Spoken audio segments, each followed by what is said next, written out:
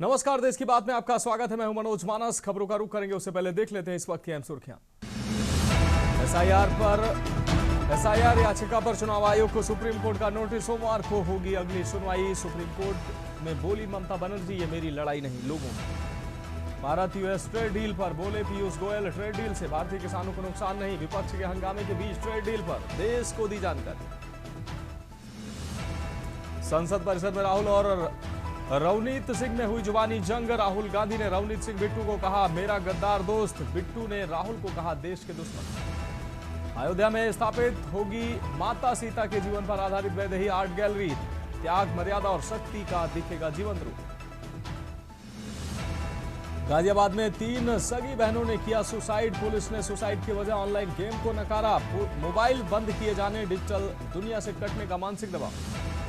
सोने चांदी में रिकवरी जारी। सोना 1,58,000 पहुंचा तो 2 दिन में 9,412 महंगा हुआ। आप देख रहे हैं के न्यूज, खबरों का सारथी।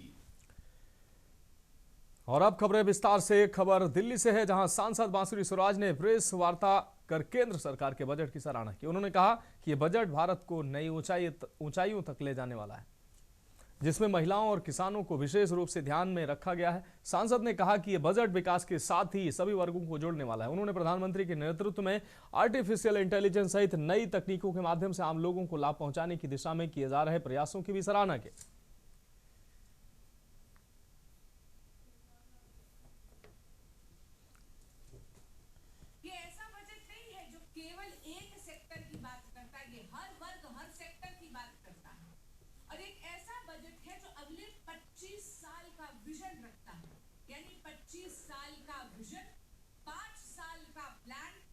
एक साल का ये बजट युवा शक्ति को इस बजट का केंद्र बिंदु बनाया गया है। और खास करके अगर आप देखेंगे तो युवाओं से जुड़ी हुई जितनी भी सुविधाएं हैं उन पर विशेष ध्यान गया है। मैं सबसे पहले तो आईटी सेक्टर की बात करना चाहूंगी। ये एक ऐसा बजट है जो डिजिटल एक्सपेंशन से अब भारत को डिजिटल सोवरेनिटी की तरफ लेकर जाता है। अब बढ़ेंगे अगली खबर की ओर। अंबाला में कैबिनेट मंत्री अनिल विज के ड्रीम प्रोजेक्ट 1857 की क्रांति पर आधारित शहीदी स्मारक का निर्माण कार्य लगभग पूरा हो चुका है। आज हरियाणा के कैबिनेट मंत्री रणबीर गंगवा ने स्मारक का निरीक्षण किया और सभी तैयारियों को बारीकी से देखा। उन्होंने कहा कि स्मारक में देश की आजादी के लिए शहीद हुए वीर जवानों के बलिदान को बड़े ही विस्तार से दर्शाया गया है। मंत्री ने बताया कि स्मारक जल्द ही प्रधानमंत्री मोदी के द्वारा उद्घाटित किया जा सकता है। स्मारक में वीडियो और सामग्री विभिन्न भाषाओं में उपलब्ध कराई जाएगी ताकि सभी लोग इसे समझ और अनुभव कर सकें।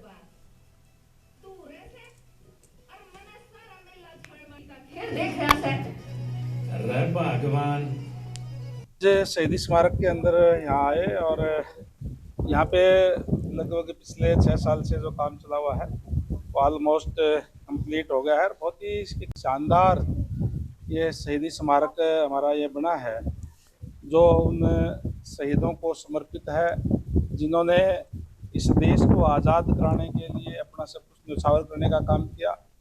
और यहाँ पे एक बहुत ही शानदार तरीके से इसको बनाया गया है कि जो यहाँ हमारे जो आने वाली पीढ़ी आएगी, बच्चे आएंगे, कोई और बाहर से जो एक तरीके से ये टूरिस्ट पैलेस भी बहुत ज़बरदस्त हो गया है। जहाँ इसको देखने में आनंद आएगा, वहीं उन शहीदों ने किस तरीके से इस देश को आज़ाद कराने के लिए कुर्बानी देने का काम किया। बढ़ेंगे अगली खबर की ओर। खबर फरीदाबाद से है, जहां फरीदाबाद में केंद्रीय राज्य मंत्री कृष्णपाल गुर्जर ने राहुल गांधी पर हमला बोलते हुए कहा कि राष्ट्रीय सुरक्षा उनके एजेंडे में नहीं है। उन्होंने आरोप लगाया कि राहुल गांधी देश की सेना को अक्सर कटघरे में खड़ा करते हैं और उनका मनोबल तोड़ते हैं। मंत्री ने कहा कि लगातार हार और मानसिक संतुलन खोने के कारण वह देश और उसके दुश्मनों के पक्ष में बोलते रहते हैं। उन्होंने अमेरिका द्वारा लगाए गए टैरिफ पर भी टिप्पणी करते हुए कहा कि प्रधानमंत्री मोदी ने देश और किसानों के हित को ध्यान में रखते हुए अमेरिकी दबाव में नहीं आने का निर्णय लिया।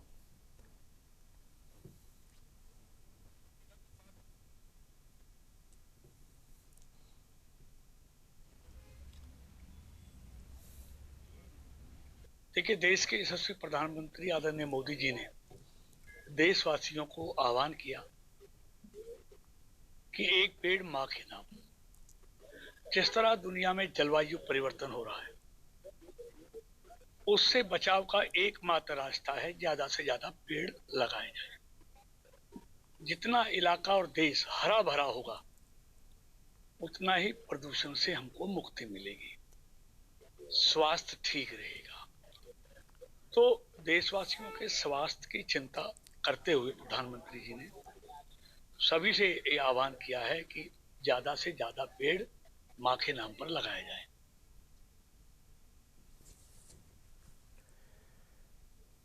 अब रुक करेंगे अगली खबर का। फरीदाबाद में इनकम टैक्स डिपार्टमेंट ने बुधवार सुबह 6 बजे शहर के अलग अलग ठिकानों पर बड़ी छापेमारी कार्रवाई शुरू की। इन टीमों ने पुलिस बल के साथ शहर में अलग अलग जगहों पर छापेमारी की। इसमें कई स्कूल और कंपनियों के मालिक के घर शामिल हैं। टीमों ने एनआईटी स्थित Hindustan security office sector 21, sector 17, sector 28 और नहर पार इलाके के कई स्कूलों में छापेमारी की। इसके अलावा रानी रोड के मालिक दीपक गुप्ता के घर पर भी जांच जारी है। इनकम टैक्स विभाग का कहना है कि यह कार्रवाई बड़ी फाइनेंशियल ट्रांजैक्शन की जांच के तहत की जा रही है।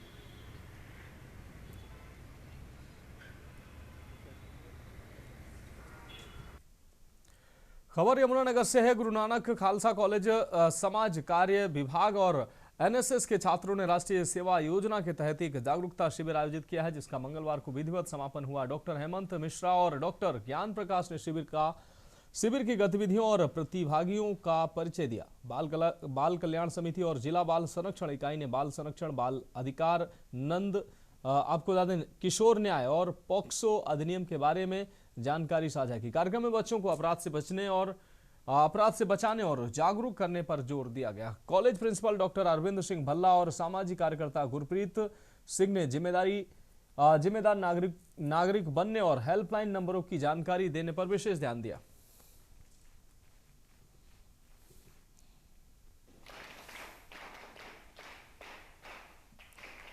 आज गांव फतेहपुर में एनएसएस के कैंप में लगभग 100 बच्चों से मिलना हुआ, जिसमें खालसा कॉलेज के बच्चों के साथ साथ वहाँ के कार्यक्रम अधिकारी भी मौजूद थे। इसमें जिला बाल कल्याण समिति और जिला बाल संरक्षण इकाई दोनों ने मिलकर बच्चों को मिशन वात्सल्य के बारे में अवेयर किया, जिसके अंतर्गत पोक्सो एक्ट की जानकारी दी गई।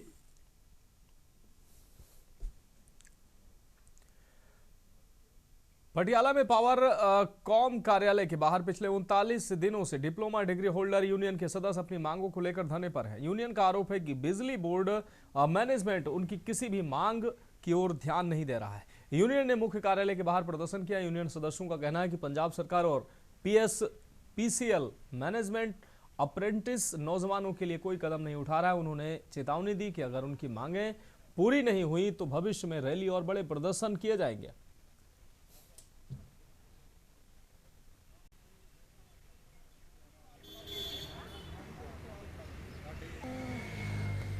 ਅਸੀਂ ਆਲ ਡਿਪਲੋਮਾ ਡਿਗਰੀ ਅਪ੍ਰੈਂਟਿਸ ਐਸੋਸੀਏਸ਼ਨ ਹੈ ਜੀ ਸਾਡੀ। ਅਸੀਂ ਨਾ 1 ਸਾਲ ਦੀ ਪੀਐਸਪੀਸੀਐਲ ਤੇ ਪੀਐਸਟੀਸੀਐਲ ਤੋਂ ਅਪ੍ਰੈਂਟਿਸਸ਼ਿਪ ਟੈਕਨੀਕਲ ਅਪ੍ਰੈਂਟਿਸਸ਼ਿਪ ਪੂਰੀ ਕਰਦੇ ਆ, ਜਿਹਦੇ ਬਾਅਦ ਅਸੀਂ ਇਹਨਾਂ ਨੂੰ ਕਿਹਾ ਵੀ ਸਾਡੀ ਅਪ੍ਰੈਂਟਿਸਸ਼ਿਪ ਤੁਸੀਂ ਕਰਵਾ ਲਈ, ਸਾਨੂੰ ਜਿਹੜੀ ਸਕਿੱਲ ਦਿੱਤੀ ਆ ਉਹਦੇ ਆਧਾਰ ਤੇ ਸਾਨੂੰ ਕੋਈ ਵੈਕੈਂਸੀ ਅਨਾਉਂਸ ਕਰੋ। ਜਿੱਦਾਂ ਇੱਕ ਲਾਈਨਮੈਨ ਦੀ ਅਪ੍ਰੈਂਟਿਸਸ਼ਿਪ ਕਰਵਾ ਕੇ ਉਹਨੂੰ ਰੁਜ਼ਗਾਰ ਦਿੱਤਾ ਜਾਂਦਾ, ਏਐਲਐਮ ਦੀ ਪੋਸਟ ਦਿੱਤੀ ਜਾਂਦੀ ਹੈ। ਉੱਦਾਂ ਅਸੀਂ grid operation, maintenance, protection, grid staff, grid maintenance ਦੇ ਵਿੱਚ ਅਸੀਂ ਕੰਮ ਕੀਤਾ ਹੋਇਆ। ਸਾਨੂੰ ਉੱਥੇ ਕੋਈ ਬਣਦੀ ਵੈਕੈਂਸੀ ਸਾਡੀ ਜਿਹੜੀ ਅਪ੍ਰੈਂਟਿਸਸ਼ਿਪ ਨੂੰ ਡਿਪਲੋਮੇ ਤੇ ਡਿਗਰੀ ਦੇ ਨਾਲ ਅਟੈਚ ਕਰਕੇ ਯੋਗਤਾ ਨਿਰਧਾਰਿਤ ਕਰਕੇ ਸਾਨੂੰ ਵੈਕੈਂਸੀ ਦਿੱਤੀ ਜਾਵੇ। ਸਾਰੇ ਜਿੰਨੇ ਸਟੂਡੈਂਟ ਖੜੇ ਆ ਡਿਪਲੋਮਾ ਡਿਗਰੀ ਅਪ੍ਰੈਂਟਿਸਸ਼ਿਪ ਯੂਨੀਅਨ ਦੇ ਨੁਮਾਇੰਦੇ ਆ। ਅਸੀਂ 1 ਸਾਲ ਦੀ ਜਿਹੜੀ ਟ੍ਰੇਨਿੰਗ ਆ ਪੀਐਸਪੀਸੀਐਲ ਤੋਂ ਜਾਂ ਪੀਐਸਟੀਸੀਐਲ ਤੋਂ ਕੀਤੀ ਹੋਈ ਹੈ। ਉਸ ਤੋਂ ਬਾਅਦ ਜਿੱਦਾਂ ਲਾਈਨਮੈਨ 2 ਸਾਲ ਦੀ ਅਪ੍ਰੈਂਟਿਸਸ਼ਿਪ ਟ੍ਰੇਨਿੰਗ ਕਰਕੇ ਉਹਨਾਂ ਨੂੰ ਏਲਮ ਭਰਤੀ ਕੀਤਾ ਜਾਂਦਾ 1 ਸਾਲ ਲਈ। ਉਦਾਂ ਹੀ ਸਾਡਾ ਇਹਨਾਂ ਅੱਗੇ ਸਾਡੀ ਮੰਗ ਹੈ ਵੀ ਸਾਡਾ ਵੱਖਰਾ ਸੀਆਰਏ जारी किया जाए। बढ़ेंगे अगली खबर की ओर। पटियाला के पास चौरा गांव में एक बड़ी चोरी का मामला सामने आया है, जिसमें एक आपको बता दें एनआरआई परिवार के घर से सोना, यूरो और नकदी के साथ अलमारियों से भी सामान चोरी हो गया। घर के मालिक करमजीत चौहान ने बताया कि उनके 2 बेटे हैं, जिनमें से एक इटली में रहता है और उसकी आज सुबह की फ्लाइट थी, जबकि दूसरा बेटा उसे लेने सुबह गया था। जब नौकरानी ने सुबह घर आकर जांच की तो उसने पाया कि घर में चोरी हुई है। परिवार के अनुसार चोरी हुए सामान की कीमत 2.5 से 3 करोड़ रुपए है, जबकि पुलिस ने अभी तक चोरी की राशि के बारे में कोई जानकारी नहीं दी है।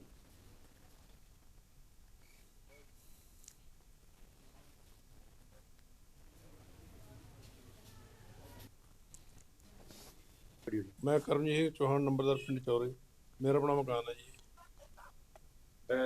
की गल हुई है सारी? गल इदा हुई है जी, मेरे बेटे बाहर हैं 2 NRI इटली च रहने। बड़ा बेटे मेरे दी फ्लैट सी, छोटा बेटा मेरे नाल रहिंदा। और राती चला गया लेन उन्होंने। कैमरे मेरे कल तो बंद पे, कैमरे ऑलरेडी लगे हुए साडे मकान च।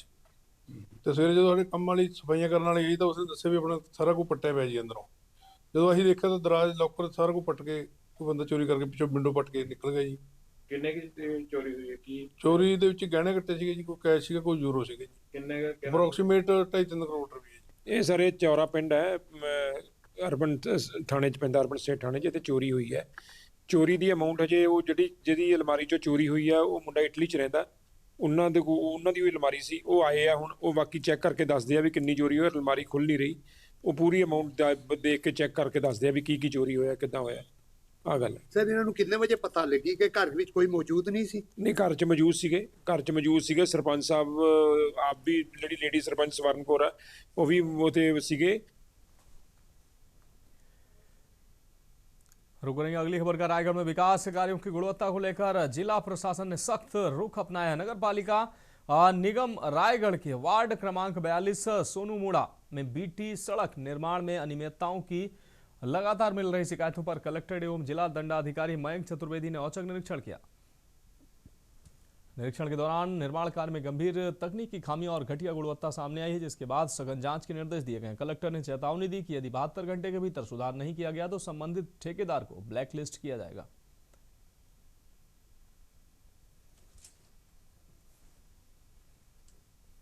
नमस्कार, के न्यूज़ देख रहे हैं आप। आपके साथ में रंजीत चौहान और इस वक्त की बड़ी खबर की बात करेंगे रायगढ़ से, जिस पर कलेक्टर मयंक चतुर्वेदी ने बीटी सड़क निर्माण पर अनियमितता बरत रहे ठेकेदार को 72 घंटे का समय का अल्टीमेटम देकर कार्रवाई करने की बात कही है। आपको बता दें कि बीटी सड़क पर जिस प्रकार से अनियमितता का काम चल रहा था, जो घटिया निर्माण चल रहा था, उस पर कलेक्टर ने स्वयं संज्ञान लेते हुए कार्रवाई की है और जो ठेकेदार है उसको 72 घंटे का समय का अल्टीमेटम दिया गया है। अगर 72 घंटे के अंदर जो सड़क है उसको अच्छे ढंग से बढ़िया से नहीं बनाया गया तो जो ठेकेदार का जो कार्य जो टेंडर है उसको ब्लैकलिस्टेड किया जाएगा, ब्लैकलिस्टेड कर दिया जाएगा।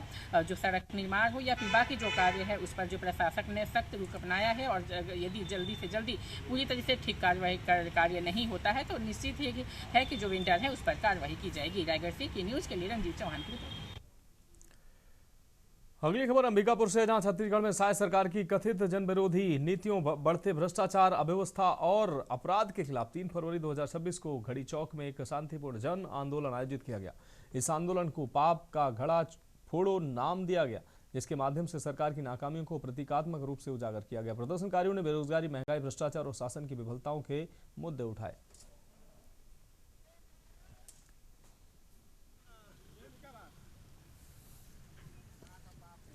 भारतीय जनता पार्टी का मुखिया विष्णुदेव साय का पाप का घड़ा जो है भर चुका है और इतना ज़्यादा भर चुका है जिसको सार्वजनिक करना बहुत आवश्यक था। सड़क की स्थिति देख लीजिए, जंगलों की कटाई जिस तरीके से की जा रही है। अभी पता चला है कि बलरामपुर में भी जो है कि जंगल काटने वाले हैं, जसपुर जिले में भी जंगल कटने वाला है और किसानों को अभी तक जो है कि कई किसानों को टोकन नहीं मिला, कई किसान धान की खरीदी नहीं कर पाए, कि किसानों का रकबा घटा दिया गया, तमाम चीजें हैं। मैं आम आदमी पार्टी सरगुजा जिलाध्यक्ष।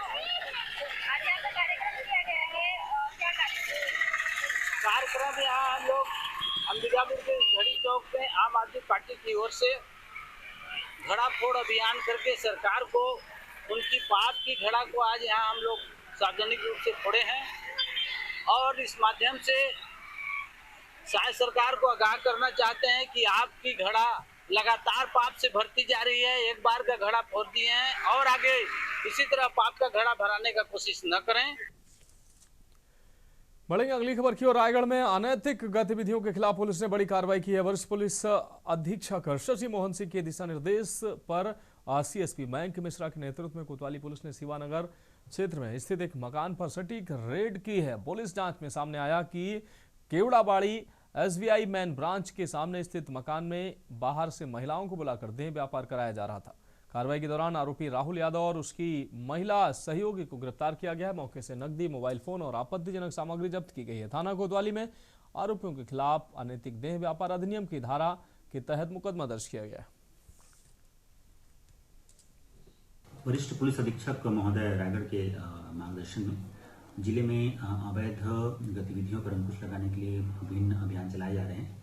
उसी तारतम्य में मुखबिर सूचना पर से शिवानगर, जो कि थाना कोतवाली का क्षेत्र है, वहां पर मुखबिर सूचना में ये मिली थी कि एक परिवार में पति पत्नी द्वारा बाहर से लड़कियों को बुलाकर अनैतिक देह व्यापार का कोरल धंधा चलाया जा रहा है, जिस पर से CSP रायगढ़ के नेतृत्व में साइबर थाना और थाना कोतवाली की संयुक्त टीम द्वारा रेड किया गया।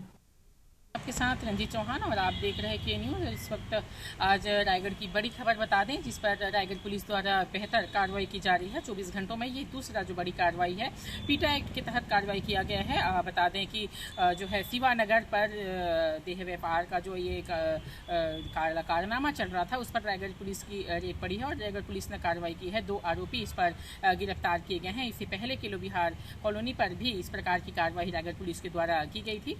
तो लगातार जो है रायगढ़ पुलिस के द्वारा जो नए पुलिस अधीक्षक हैं शशि मोहन सिंह, उनके आने के बाद उनके मार्गदर्शन में जो कार्रवाई है वो तेज हो चुकी है और इसी परिप्रेक्ष्य में आज जो है CSP मयंक मिश्रा के नेतृत्व में ये बड़ी कार्रवाई की गई है। रायगढ़ से के न्यूज़ के लिए रंजीत चौहान की रिपोर्ट।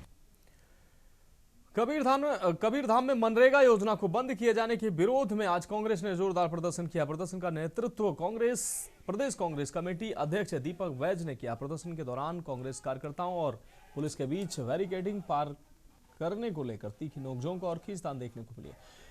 इसी दौरान एक बड़ा हादसा होते होते टल गया है। पुलिस द्वारा बैरिकेडिंग के लिए एक विज्ञापन बोर्ड में लगाई गई रस्सी खींचतान के दौरान विज्ञापन बोर्ड गिर पड़ा। हालांकि इस घटना में किसी को चोट नहीं आई। प्रदेश कांग्रेस अध्यक्ष दीपक वैज ने केंद्र की भाजपा सरकार पर गंभीर आरोप लगाया। उन्होंने कहा कि केंद्र सरकार मनरेगा जैसी महत्वपूर्ण जन कल्याणकारी योजना को बंद कर उसकी जगह VVG रामजी योजना लाने का प्रयास कर रही है, जो गरीबों और मजदूरों के हित में नहीं है।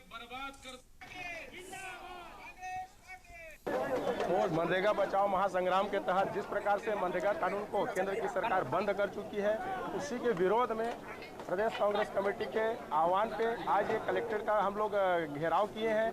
क्योंकि मनरेगा पूरी तरह से बंद हो चुका है। जो हम लोग लगातार बोल रहे हैं मनरेगा बंद हो चुका है, वाकई में मनरेगा बंद हो चुका है। मनरेगा का एक महत्वपूर्ण नियम था कि अगर पंचायत प्रस्ताव देती थी तो 15 दिन के अंदर उनको काम दिया जाता था। ये पंचायत का प्रस्ताव अब सिर्फ एक फॉर्मेलिटी हो गया। पंचायत प्रस्ताव तो देगी, लेकिन इसका निर्धारण केंद्र में बैठी सरकार तय करेगी कि उस पंचायत को काम देना है कि नहीं देना। प्रदर्शन किया जा रहा है आज कबरदा जिले में जिला कांग्रेस अध्यक्ष नवीन जायसवाल जी, पूरे ब्लॉक कांग्रेस अध्यक्ष और तमाम जिला कांग्रेस कमेटी के नेतृत्व में आज मनरेगा बचाओ संघर्ष के तहत कलेक्ट्रेट घेराव का आयोजन रखा गया। 1 दिवसीय धरना प्रदर्शन और कलेक्ट्रेट घेराव का आयोजन रखा गया। बढ़ेंगे अगली खबर की ओर। खबर बेमेतरा से है, जहां बेमेतरा जिले में बढ़ते बिजली बिल से परेशान एक दिव्यांग महिला न्याय की उम्मीद लेकर कलेक्ट्रेट कार्यालय पहुंची। ग्राम कार्यसरा की रहने वाली महिला ने बताया कि इस महीने उसका बिजली बिल करीब 26,000 रुपए आया है। महिला का कहना है कि नया मीटर लगने के बाद बिल अचानक कई गुना बढ़ गया और इतना नहीं, राशि चुका पाने में असमर्थ है।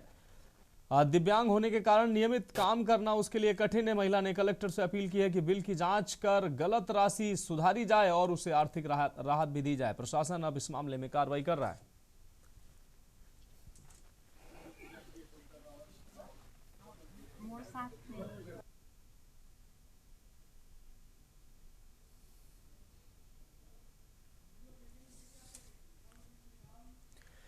अगली खबर रायपुर से है, जहां साई कैबिनेट ने कई महत्वपूर्ण फैसलों पर मुहर लगाई है। आपको बता दें 10 जिलों में एंटी नारकोटिक्स टास्क फोर्स के 100 नए पद स्वीकृत किए गए हैं। पुलिस मुख्यालय के लिए 44 नए पद बढ़ाए गए हैं ताकि बड़ी घटनाओं पर त्वरित कार्रवाई हो सके। राज्य के एयरपोर्ट, हवाई पट्टियों पर पायलट प्रशिक्षण, एयरो स्पोर्ट्स आदि पीपीपी मोड पे संचालित होंगे। छत्तीसगढ़ नवाचार एवं स्टार्टअप 2025-26 प्रोत्साहन नीति भी लागू की गई है। 35 आवासीय कॉलोनियों को नगर निगम पालिकाओं को हस्तांतरित किया गया है। सिरपुर और अरपा क्षेत्र की शासकीय भूमि आवंटन का अधिकार कलेक्टर को दिया गया है। राज्य में छत्तीसगढ़ क्लाउड फर्स्ट नीति लागू हुई है और सभी विभाग केवल भारत सरकार अनुमोदित क्लाउड सेवाएं लेंगे। नशा रोकथाम, सुरक्षा, रोजगार, नवाचार, आवास और डिजिटल कनेक्टिविटी को लेकर कई अन्य फैसलों पर मुहर लगी है।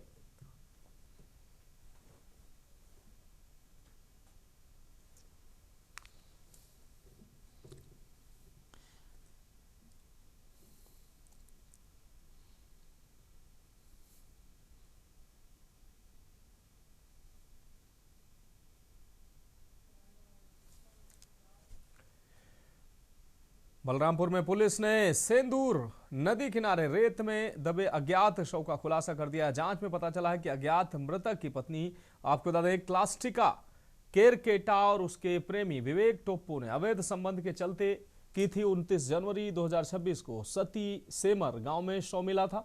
पोस्टमार्टम में सिर पर गंभीर चोट से हत्या की पुष्टि हुई। मृतक की पहचान विश्वनाथ केरकेटा 51 वर्षीय के रूप में हुई थी। आरोपियों ने 14 जनवरी की शाम नदी किनारे लोहे की खुरपी से हत्या कर शव रेत में दबा दिया था। पुलिस ने दोनों आरोपियों को गिरफ्तार कर 3 फरवरी 2026 को न्यायालय में पेश किया, जहां उन्हें न्यायिक हिरासत में भेजा गया। दिनांक 29/1/2026 को ग्राम सती सेमर सेंदूर नदी के किनारे बलरामपुर के अंदर जो है एक रेत से ढका हुआ शव वहां पर जो है पाया गया था। शव को हम लोगों ने अपने कब्जे में लिया था और उसका पीएम रिपोर्ट और अन्य मर्ती कार्रवाई करने के बाद हमें ये पता चला था कि सिर में उसे वार करके जो है उसकी हत्याकारी की गई है। इसी के तारतम्य में अपराध कायम करके इन्वेस्टिगेशन बलरामपुर पुलिस ने शुरू की थी बलरामपुर थाने के अंदर, और उसमें हमें ये ज्ञात हुआ था कि यह शव जो है वो विश्वनाथ केरकेटा का है। अब बढ़ेंगे अगली खबर की ओर। यूजीसी कानून के विरोध में करणी सेना महिला विंग ने कलेक्टर को ज्ञापन सौंपा है। उन्होंने कहा कि यदि ये कानून वापस नहीं लिया गया तो उग्र आंदोलन किया जाएगा। संगठन का आरोप है कि कानून सवर्ण छात्रों के अधिकारों को सीमित करता है और जातिवाद को बढ़ावा देता है। उन्होंने कहा कि सरकार सवर्णों से उनके जीने का हक छीन रही है। उन्होंने कहा कि इस कानून के तहत कोई भी ओबीसी एसटी वर्ग का छात्र किसी भी सवर्ण वर्ग के छात्र पर आरोप लगाता है तो बिना किसी सुनवाई के छात्र पर कार्रवाई की जाएगी, जिससे छात्रों को जेल भी जाना पड़ सकता है। इस कानून के पास होने से सवर्ण छात्रों का भविष्य अंधकारमय हो जाएगा।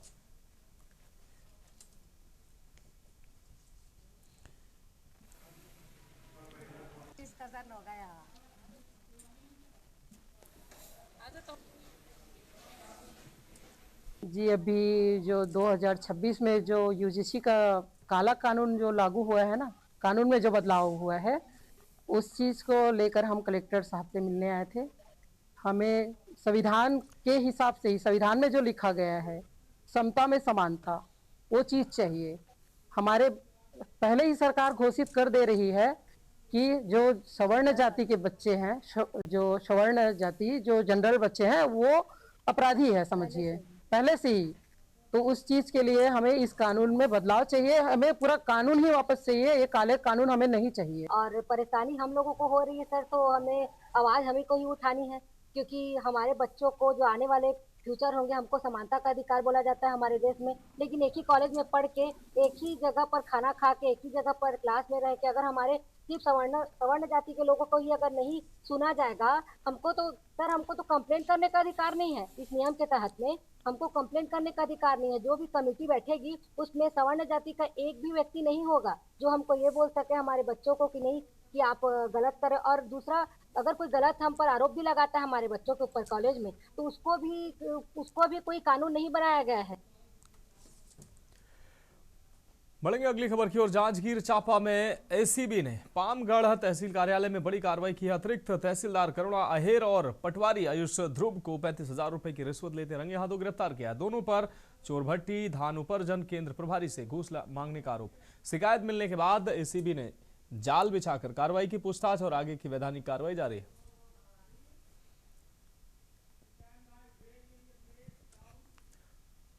खबरों में फिलहाल वक्त एक अहम ब्रेक का, जल्द हाजिर होंगे।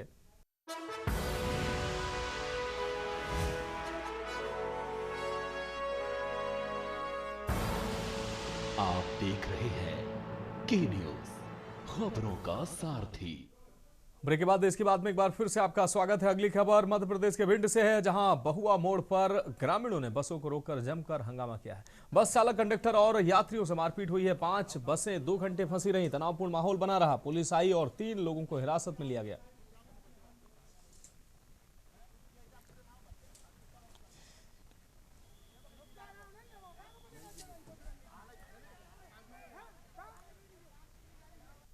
बढ़ेंगे अगली खबर की ओर। मंडला जिले में प्रस्तावित नए कलेक्ट्रेट भवन को लेकर विवाद गहराता जा रहा है। कलेक्ट्रेट को शहर से दूर ग्राम चटुआ मार्ग में बनाए जाने के प्रस्ताव के खिलाफ जिले के अधिवक्ताओं ने बुधवार को जोरदार विरोध प्रदर्शन किया। अधिवक्ता संघ के नेतृत्व में वकीलों ने कोर्ट परिसर से सिविल लाइन स्थित सांसद फग्गन सिंह कुलस्ते के बंगले तक रैली निकाली और घंटा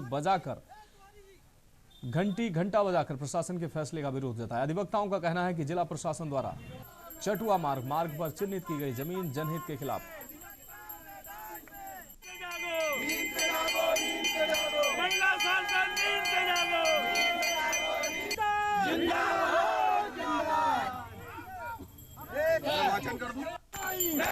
देखिए, काफी दिनों से आप लोग भी देख रहे होंगे, जिला अधिवक्ता संघ जो है प्रस्तावित नवीन जो कलेक्ट्रेट भवन है उसका ग्राम चटुआ मार्ग में जाने का विरोध कर रहा है। अभी विगत दिनों हमने लगभग 10 दिन राजस्व न्यायालयों का बहिष्कार किया। द्वितीय चरण में आज जो हम सांसद महोदय को ज्ञापन देने आए हैं कि आप लोग जो है आम जनता की और अधिवक्ताओं की परेशानियों को समझें, उन्हें सुने और जो चटुआ मार्ग प्रस्तावित स्थल उसको आप निरस्त करने के लिए आज हमने ज्ञापन दिया।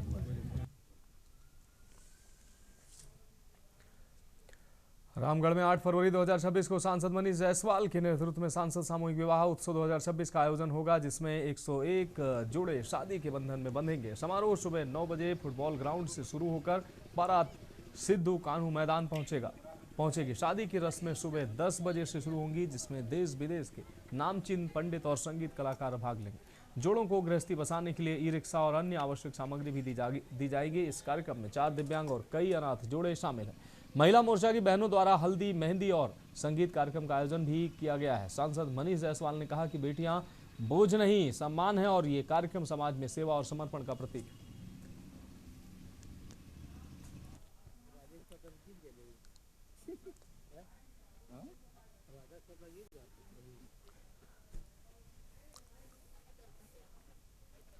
हजारीबाग के पुराना बस स्टैंड रोड इलाके में लगातार दूसरे दिन चेन स्नैचिंग की घटना सामने आई और बुधवार के बाद गुरुवार को भी एक महिला चेन स्नैचिंग का शिकार हुई। घटना के बाद इलाके में अफरा तफरी का माहौल बन गया। सूचना मिलते ही सदर थाना पुलिस मौके पर पहुंची और आसपास लगे सीसीटीवी कैमरों के फुटेज की जांच की।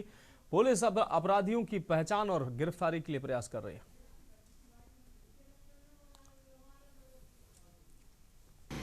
देखिए, लगातार ऐसा घटना घट रहा है। कल लगभग 12:30 बजे दोपहर में एक ऐसी ही घटना घटा जिसमें एक महिला के गले से चेन खींच करके 2 लोग फरार हो गए।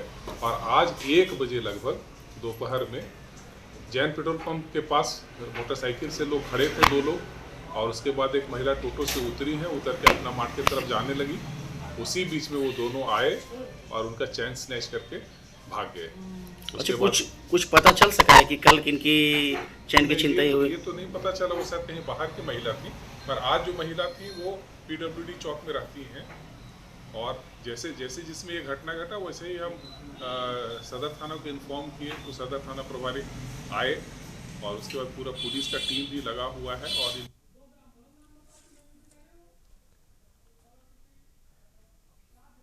बढ़ेंगे अगली खबर की ओर। प्रयागराज से अहम खबर है। कोडीन कफ सिरप तस्करी का मुख्य आरोपी गिरफ्तार किया गया है। एयरपोर्ट थाना क्षेत्र से मोहम्मद शैफ गिरफ्तार किया गया। मुख्य अभियुक्त सहित उसका भाई भी गिरफ्तार हुआ है।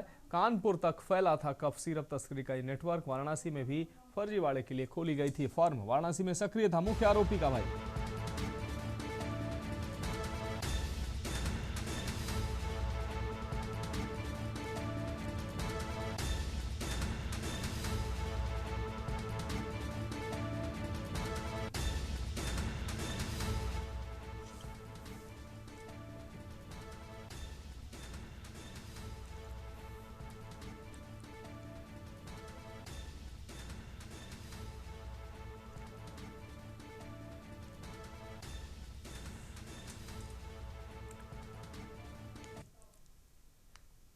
बढ़ेंगे अगली खबर की ओर। औरैया से अहम खबर है, गौशाला में मृत गौवंश मामले में कार्रवाई। डीएम ने संज्ञान लेकर एसडीएम से कराई जांच।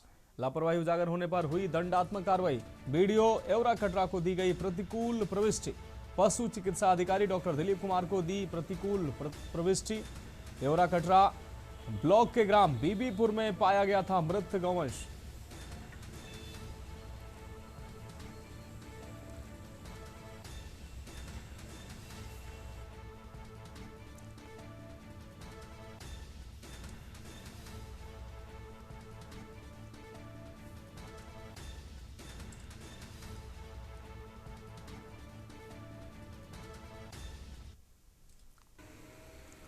देश का बजट 2026 की खूबियों को बताने के लिए उत्तर प्रदेश सरकार के प्रभारी मंत्री दयाशंकर मिश्र दयालु ने बलिया में प्रेस वार्ता किया। इस अवसर पर उन्होंने कहा कि इस बजट में विकास की नई कहानियां लिखी जा रही हैं और इस देश के स्ट्रक्चर को, रक्षा को, कृषि को, एमएसएमई को, फार्मा इंडस्ट्री को और एआई को, सेमीकंडक्टर जैसे महत्वपूर्ण विषय के उत्पादन को बढ़ावा देने के लिए सरकार ने अलग से बजट का प्रावधान किया है, जो देश हित में हमारी भविष्य की आवश्यकताओं को देखते हुए आने वाले कल के भारत की दुनिया की तीसरी सबसे बड़ी अर्थव्यवस्था वाले भारत के आवश्यकताओं की और भविष्य के 2047 के देश के सबसे बड़ी अर्थव्यवस्था की कल्पना को साकार करने वाला ये बजट है।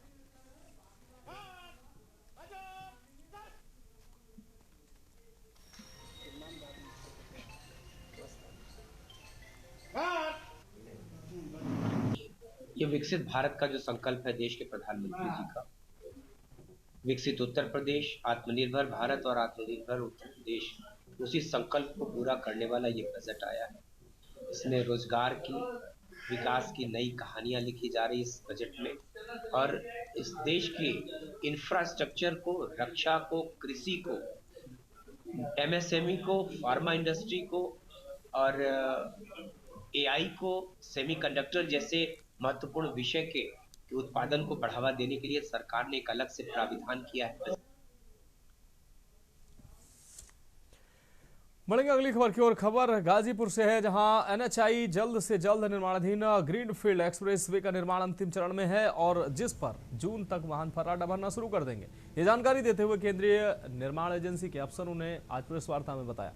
5,300 करोड़ रुपए से लागत से बनकर तैयार हो रहा यह प्रोजेक्ट 134.39 किलोमीटर लंबे इस ग्रीनफील्ड एक्सप्रेसवे के पूर्वांचल की रोड कनेक्टिविटी को और अधिक मजबूत बनाएगा, जो 60 मीटर राइट ऑफ वे के साथ डिजाइन किया गया है। इस हाईवे को 100 किलोमीटर प्रति घंटे की रफ्तार से वाहनों के दौड़ने के मद्देनजर डिजाइन किया गया। साथ ही एडवांस्ड ट्रैफिक मैनेजमेंट सिस्टम लगाया जाएगा, जिसके तहत सीसीटीवी कैमरे, दुर्घटना पहचान प्रणाली, वेरिएबल मैसेज साइन और इलेक्ट्रॉनिक टोल कलेक्शन व्यवस्था सुनिश्चित होगी। अफसरों ने जून 2026 तक ग्रीनफील्ड एक्सप्रेसवे का कार्य पूर्ण होने की उम्मीद जताई। अग्रवाल, मैं प्रोजेक्ट डायरेक्टर आजमगढ़ हूँ। ये गाजीपुर बलिया मांझीघाट हाईवे पीआईयू आजमगढ़ के अंदर आता है। इस प्रोजेक्ट की कुल लंबाई 134 किलोमीटर है, जिसमें 117 किलोमीटर की तो मेन अलाइनमेंट है, जो अपना NH-24 ये गोरखपुर रोड से स्टार्ट होके इस गांव का हृदयपुर से स्टार्ट होके रेवलगंज में ख़त्म होता है मांझी घाट के पास। और इसका जो चौथा पैकेज है ये करीमुद्दीनपुर से बरौली गोलंबर पे ख़त्म होता है, लगभग 17 किलोमीटर का पैकेज है। ये 4 लेन की परियोजना पार्शियली एक्सेस कंट्रोल्ड है। बढ़ेंगे अगली खबर की ओर। बाराबंकी के देवा कोतवाली पुलिस ने नहर में कूद रही महिला की समय पर मदद कर उसकी जान बचाई। प्रभारी निरीक्षक अजय त्रिपाठी ने ठंड में कांपती महिला को सरकारी वाहन से सामुदायिक स्वास्थ्य केंद्र देवा पहुंचाया। इलाज के बाद महिला को उसके घर मोहम्मदपुर खाला पर सुरक्षित सौंपा गया है। संदिग्ध परिस्थितियों में एक महिला की कुर्सी पुल से नहर में कूदने की सूचना पर देवा पुलिस ने तत्काल पहुंचकर महिला को सुरक्षित नहर से निकाला। इलाज करने के बाद महिला द्वारा घर के पते की जानकारी लेकर साधना आपको बता दें, साधन न होने पर सरकारी वाहन से मोहम्मदपुर खाला भेजकर परिजनों को के सुपुर्द किया गया।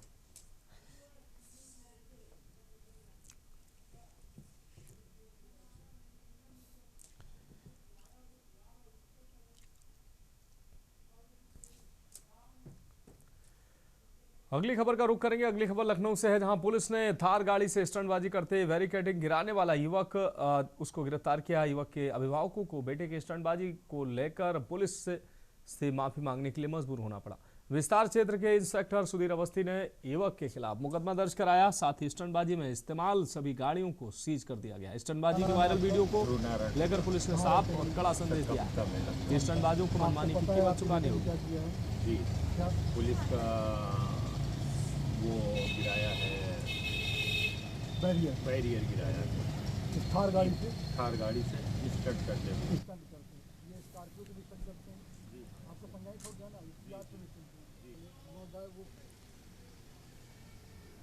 यमुना एक्सप्रेस वे विकास प्राधिकरण की ओर से यमुना एक्सप्रेस वे किनारे हुए अवैध निर्माण पर एक्सप्रेस वे अथॉरिटी की महाबली गर्जा है। इस दौरान यमुना एक्सप्रेस वे क्षेत्र में निर्माणाधीन होटल एवं विकसित हो रही कॉलोनियों को ध्वस्त किया गया है।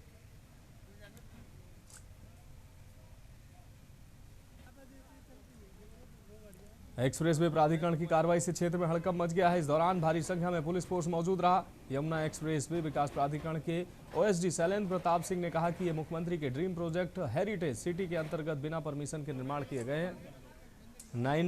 आपको बता दें, इन लोगों को पहले ही नोटिस दिए जा चुके हैं। इस क्षेत्र में बिना अनुमति के कोई व्यावसायिक निर्माण नहीं किया जा सकता।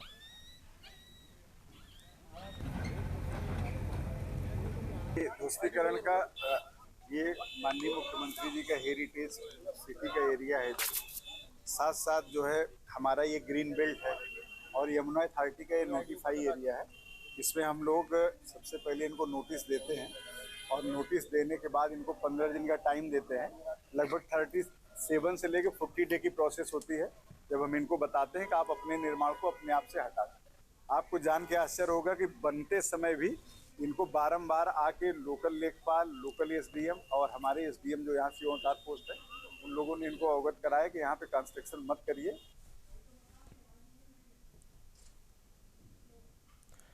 मथुरा वृंदावन में भागवत की पढ़ाई करने आए 25 वर्षीय युवक की संदिग्ध परिस्थितियों में फांसी लगाने से मौत हो गई है। आपको बता दें, हरदोई प्रयागराज निवासी सागर पुत्र राजन वृंदावन थाना क्षेत्र की श्यामकुटी में रहकर अध्ययन कर रहा था। सोमवार रात उसने बंद कमरे में फांसी लगा ली। काफी देर तक दरवाजा न खुलने पर साथियों ने पुलिस को सूचना दी। पुलिस ने शव को कब्जे में लेकर पोस्टमार्टम के लिए भेज दिया।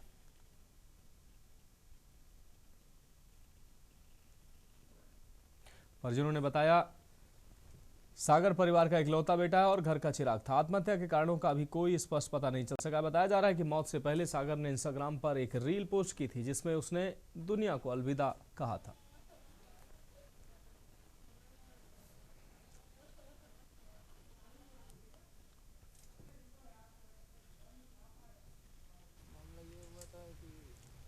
कल दोपहर में हमसे बात हुई 2 बजे कि हाल चाल हुआ, खाना पीना हर चीज़ हुआ। तो उसके बाद जो है कुछ टाइम बाद 5-6 मिनट बाद स्टेटस लगाया, द एंड है, अलविदा, ये सब ऐसे ऐसे करके स्टेटस लगाया था।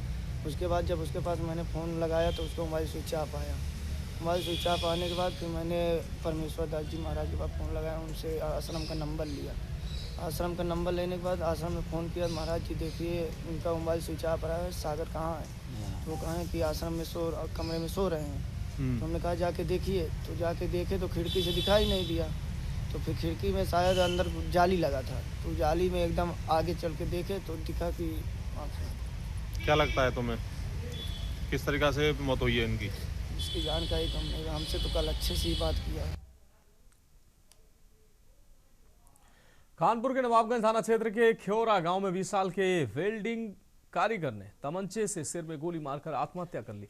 जिस समय युवक ने खुद को गोली मारी उस समय मकान के नीचे कमरे में अकेला था। बड़ा भाई जब काम से घर लौटा तो छोटे भाई का खून से लथपथ शव देख घटना की सूचना पुलिस को दी। ख्योरा गांव का रहने वाला अभिषेक वेल्डिंग कारीगर है। मां खेतों की देखरेख के लिए बीते 1 साल से फतेहपुर गांव में रहती है। बहन शिवानी ने पुलिस को बताया कि बुधवार सुबह पिता व बड़ा भाई दीपक अपने अपने काम पर गए थे, जबकि अभिषेक काम पर नहीं गया था। दोपहर में अभिषेक ने कमरा बंद किया और बिस्तर में बैठकर तमंचे से खुद के सिर में गोली मार ली।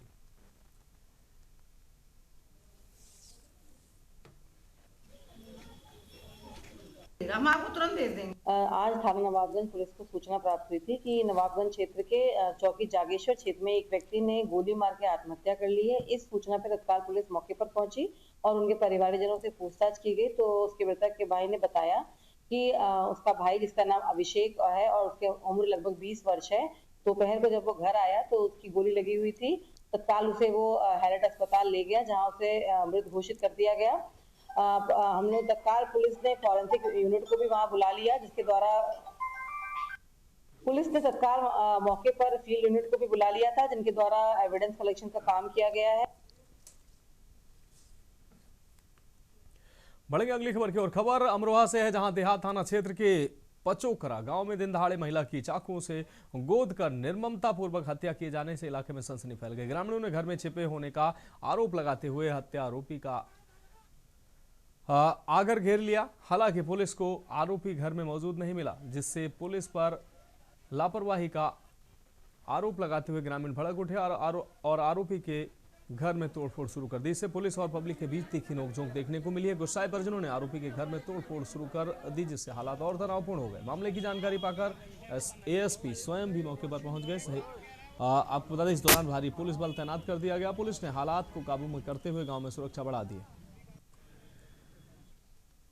आज दोपहर लगभग 1:30 बजे थाना अमरोहा देहात क्षेत्र अंतर्गत ग्राम पचकौरा में एक महिला, जिसका नाम रूबी पत्नी नरेंद्र उम्र 32 वर्ष की, हत्या करने की सूचना प्राप्त हुई थी। मौके पर तत्काल पुलिस पहुंची तो ज्ञात हुआ कि उसी गांव के रहने वाले व्यक्ति धीरज उम्र 22 वर्ष ने चाकू से उसकी हत्या कर दी है। अभियुक्त को हिरासत में लिया गया है, जिससे पूछताछ की जा रही है। तहरीर प्राप्त कर मुकदमा पंजीकृत किया जा रहा है। विधिक कार्रवाई प्रचलित है।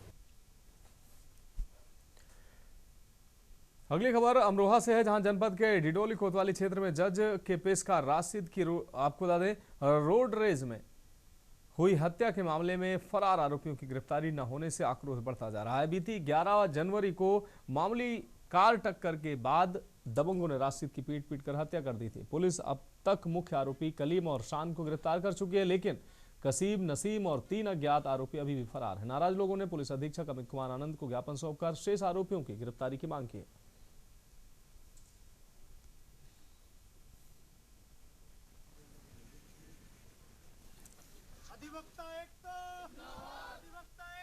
ये अभी तक पता नहीं चल पाया है कि हत्या का मामला क्या था। ये तो जांच हो रही है, अभी जांच के बाद पता चलेगा।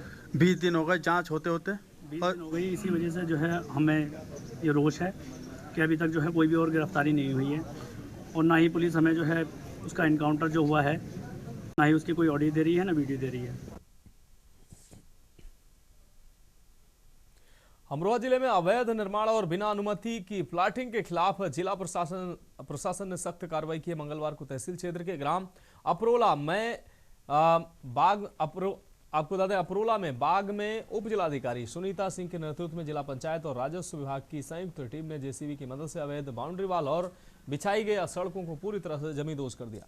प्रशासन ने पहले भी नोटिस जारी कर काम रोकने के निर्देश दिए थे, लेकिन निर्देशों की अवहेलना होने पर यह कार्रवाई की गई। लेखपाल अरुण कुमार और जिला पंचायत के अन्य अधिकारी भी मौके पर मौजूद रहे। प्रशासन ने चेतावनी दी कि बिना अनुमति होने वाले निर्माण बख्शे नहीं जाएंगे।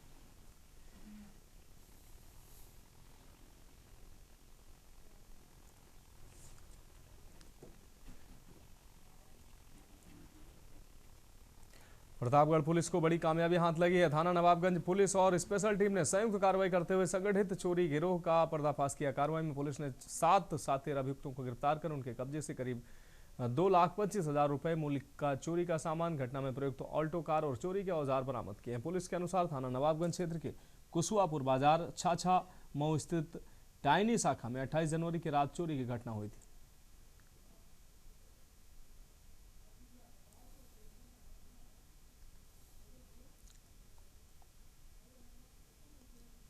अट्ठाईस 27-28 की रात्रि थाना नवाबगंज ग्राम छाछा मऊ के पास एक टाइनी शाखा की दुकान का शटर तोड़कर रात्रि में चोरों द्वारा इन्वर्टर, बैटरी, सीसीटीवी और गुल्लक में रखे पैसे चोरी कर लिए गए थे। इस सूचना पर तत्काल थाने पर अभियोग पंजीकृत हुआ था और जनपद की स्पेशल टीम और थाना नवाबगंज पुलिस इस घटना के अनावरण में लगी थी। इनको आज एक जबरदस्त सफलता मिली, जिसमें 7 अभियुक्त गिरफ्तार किए गए। इनके पास से चोरी के 11 अदद बैटरी, 6 अदद इन्वर्टर, 1 स्टेबलाइजर और घटना में प्रयुक्त अल्टो कार बरामद की गई है।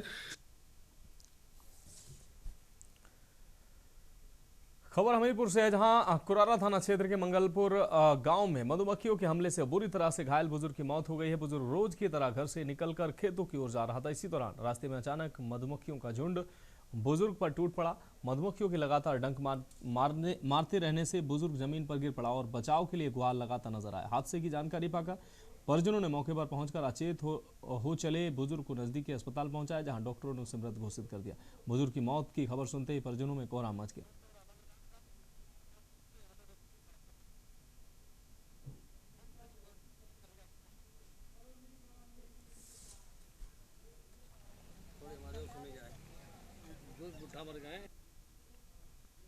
जी सर, ये घर से खेत के लिए जा रहे थे।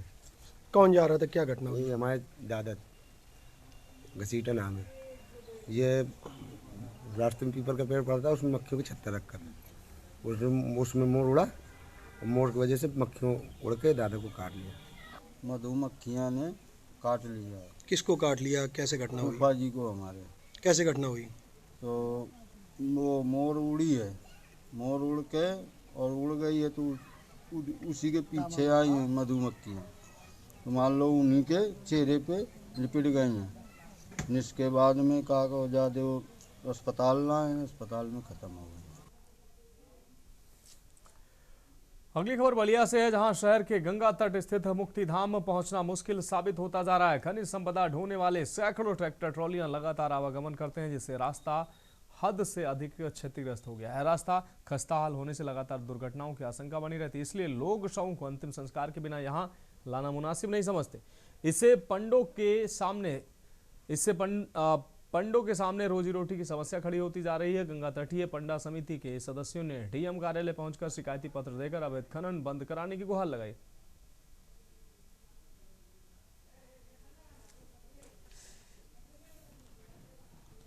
मामला आया है कि यहाँ गंगा तट पे जो है, जहाँ शव प्रवाह होता है, वहाँ पे जो है मार्ग को जो है रास्ते को अवरुद्ध किया जा रहा है, उसका कटान किया जा रहा है। अच्छा, तो क्या है वहाँ पे? आप लोग यहाँ जिलाधिकारी के देने आए हैं ज्ञापन में, क्या वो क्या रहा है वहाँ पे? के लिए आए हैं कि इस मार्ग को जो है खनन माफियाओं द्वारा उसको काटा जा रहा है, उसको जो है सही कराएं और इस पर रोक लगाई जाए। घाट को लेकर के है मुख्य मार्ग जो शमशान जाने के लिए बना हुआ है मार्ग, उसको आदर्श तख्तों द्वारा जो है अवरोधक किया जा रहा है। आयो दिन जो है दुर्घटना होने की संभावना बनी रहती है। बढ़ेंगे अगली खबर की ओर। बुलंदशहर में नकली दवा मामले में बड़ी कार्रवाई हुई है। दिल्ली पुलिस ने आरोपी की निशानदेही पर जोखाबाद से पैकेजिंग मशीन बरामद की है, जिससे करीब एक महीने पहले एक नवनिर्मित प्लाट में छुपाया गया था। 29 जनवरी को बुलंदशहर निवासी आरोपी राजीव शर्मा को गिरफ्तार किया गया है। रिमांड पर लेकर दिल्ली पुलिस वही मशीन बरामद करने जोखाबाद पहुंची। बरामदगी में दिल्ली पुलिस ड्रग्स इंस्पेक्टर और जोखाबाद पुलिस की संयुक्त कार्रवाई शामिल थी। स्थानीय स्तर पर लापरवाही पाए जाने पर एसएसपी ने चौकी इंचार्ज और पूरी चौकी टीम को लाइन हाजिर किया और मामले की आगे जांच सीओ सिकंदराबाद को सौंपी।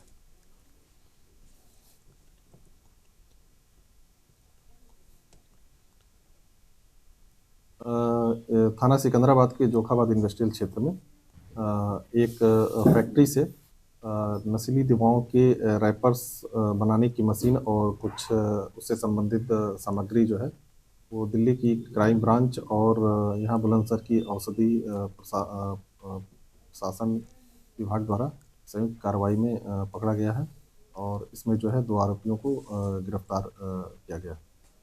इसमें वर्तमान जो चौकी इंचार्ज जोखाबाद और चौकी के तैनात सिपाहियों को प्रथम दृष्टया। बढ़ेंगे अगली खबर की ओर। खबर फिरोजाबाद से है, जहां थाना मक्खनपुर क्षेत्र में रिश्तों को कलंकित करते हुए अपने ही नाबालिग बेटे की हत्या मामले में आरोपी फरार पिता को पुलिस ने गिरफ्तार कर लिया है। पुलिस के मुताबिक आरोपी राजेश को अपनी पत्नी के चरित्र पर संदेह था, इसलिए उसे आशंका थी कि 12 वर्षीय मयंक उसका अपना बेटा नहीं है। इसलिए आशंका के चलते हत्यारोपी पिता ने बेटा मयंक को कई टुकड़ों में काट डाला और मौके से भाग निकलने में सफल रहा। बुधवार को आखिरकार कानून के लंबे हाथ आरोपी पिता राजेश तक पहुंच ही गए। पुलिस ने आरोपी को गिरफ्तार किया, पूछताछ की, जिसमें उसने स्वीकार किया कि उसका अपनी पत्नी से लंबे समय से विवाद चला आ रहा है, इसलिए शक था कि मयंक उसका अपना बेटा नहीं है, जिससे उसे हत्या करने का फैसला लेने पर मजबूर होना पड़ा।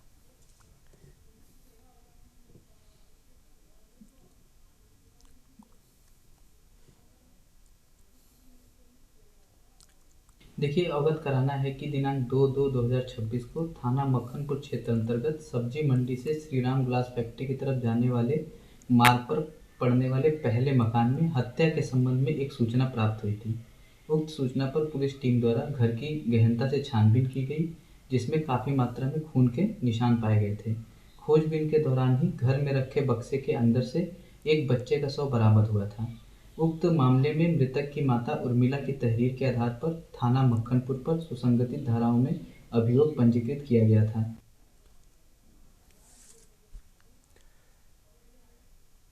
कानपुर के काकादेव थाना क्षेत्र के पांडु नगर में बीच बाजार बीकॉम छात्र के साथ बेरहमी से मारपीट और हवाई फायरिंग का मामला सामने आया है। घटना का वीडियो वायरल होने के बाद पुलिस हरकत में आई और सीसीटीवी फुटेज में फायरिंग की पुष्टि हुई है। पीड़ित की तहरीर पर मुकदमा दर्ज कर पुलिस अब तक 7 आरोपियों को गिरफ्तार कर चुकी है। पुलिस उपायुक्त सेंट्रल अतुल कुमार श्रीवास्तव के अनुसार सभी आरोपियों के खिलाफ सख्त कानूनी कार्रवाई की जा रही है, जबकि अन्य आरोपियों की तलाश में दबिश भी दी जा रही है।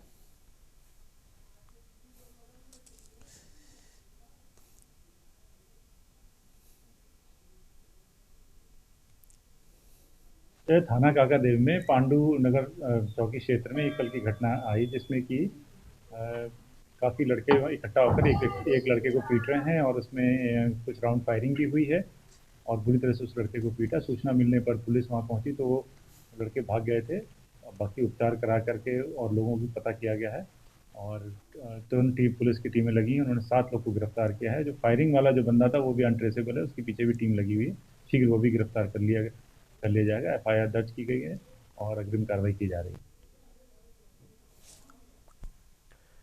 बढ़ेंगे अगली खबर की ओर। सुल्तानपुर की साइबर क्राइम और एसओजी टीम ने असम और मुंबई से 7 आरोपियों को गिरफ्तार किया। आरोपियों ने एक कंपनी का क्लोन ऐप बनाकर शेयर बाजार में निवेश का झांसा देकर करोड़ों रुपए की ठगी की थी। जांच में पता चला कि विभिन्न पीड़ितों से कुल 2,75,00,000 रुपए से अधिक की ठगी हुई है।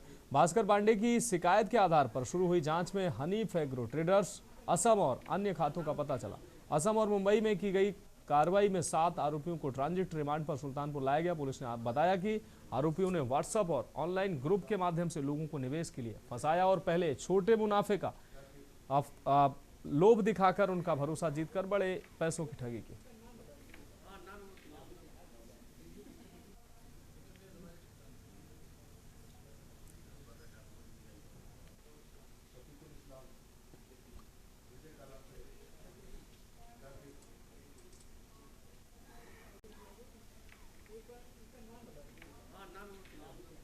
अगली खबर फर्रुखाबाद से, जहां नवाबगंज क्षेत्र के बसेली गांव में तालाब निर्माण के दायरे में करीब आधा सैकड़ा मकान प्रभावित होने को लेकर ग्रामीणों में आक्रोश व्याप्त है। उन्होंने मुख्यमंत्री को संबोधित ज्ञापन नगर मजिस्ट्रेट संजय बंसल को सौंपते हुए रात की गुहार लगाई। सौंपे गए ज्ञापन में ग्रामीणों ने आबादी से हटकर तालाब का निर्माण करने की मांग की।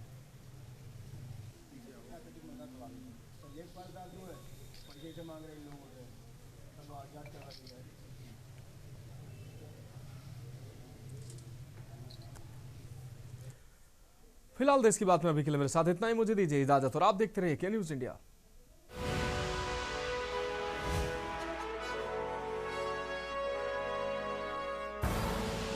आप देख रहे हैं के न्यूज़, खबरों का सारथी।